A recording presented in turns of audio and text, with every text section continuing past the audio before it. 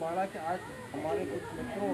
द्वारा नवाखाई का कार्यक्रम आयोजित किया गया है, तो जानना चाहेंगे कि कैसे नवाखाई मनाया जाता है। मेरा नाम रुपेंद्र निहाल है और बेसिकली हम उड़ीसा से निवासी हैं और पिछले कई वर्षों से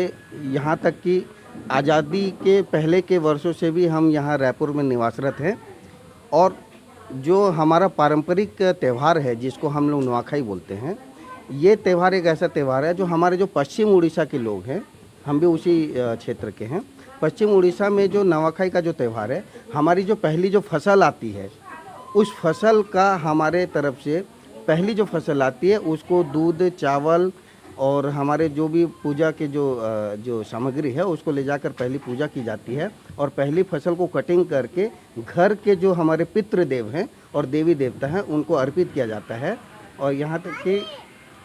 अर्पित किया जाता है और यहाँ तक कि हमारे जो बुजुर्ग जो हमारे आज दुनिया में नहीं हैं उनको भी थोड़ा सा अर्पित किया जाता है और उन्हीं के आशीर्वाद के रूप में उस फल को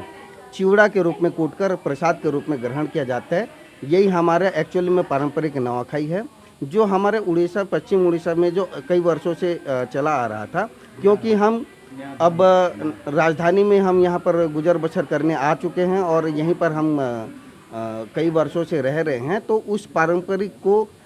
लगातार हम जीवित रखने के लिए, उस परंपरा को यहाँ पर जीवित रखने के लिए यहीं पर हम नवाखाई खाते हैं। और जो कुछ भी कहीं पर मान लीजिए कोई अपने जीवन यापन करने के लिए कई देश विदेश भी गया होता है, तो इस परंपरा को निभाने के लिए 2 दिन के लिए 5 दिन के लिए अपने कार्य को स्थगित करके या छुट्टी लेकर भी अपने निवास स्थान पर आता है और इस परंपरा को जीवित रखा है। ये हमारा नवाखाई है और इस नवाखाई को पूरा प्रसाद ग्रहण करने के बाद में हमारे जितने परिवार हैं सबके साथ मिलन समारोह होते हैं, नाच गाना होता है और हमारे जो पश्चिम उड़ीसा में जो नृत्य कार्यक्रम है,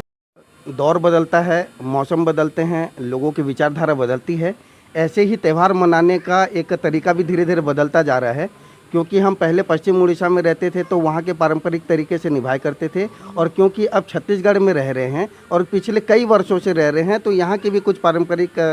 रिवाज हैं, तो उस रिवाज को भी थोड़ा सा मिक्सअप कर लेते हैं। और इस नवाखाई त्यौहार को बहुत ही उत्साहवर्धक बनाने के लिए रंगारंग कार्यक्रम किया जाता है। और क्योंकि हमारा त्यौहार ही पश्चिम उड़ीसा का है तो पश्चिम उड़ीसा से बड़े बड़े कलाकारों को बुलाया जाता है और उनके साथ मिलकर इस कार्यक्रम को बड़े उत्साहवर्धक मनाया जाता है। और छत्तीसगढ़ ही नहीं, उड़ीसा के कोने कोने से भी लोग आते हैं और हमारे साथ इस प्रोग्राम को एंजॉयमेंट करते हैं।